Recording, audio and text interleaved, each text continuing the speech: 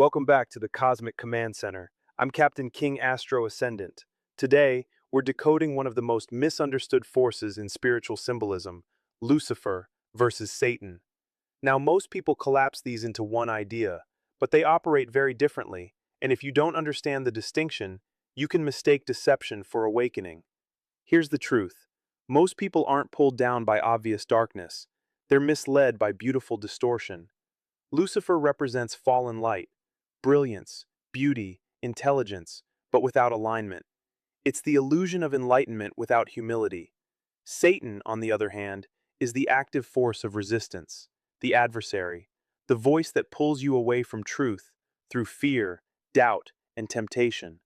One seduces, the other opposes. One glamorizes the fall, the other enforces it, and both exist within your own consciousness. So the real question is this: are you being guided by truth or distracted by illusion? Because not all light is truth, not all knowledge is wisdom, and not all awakening leads to alignment.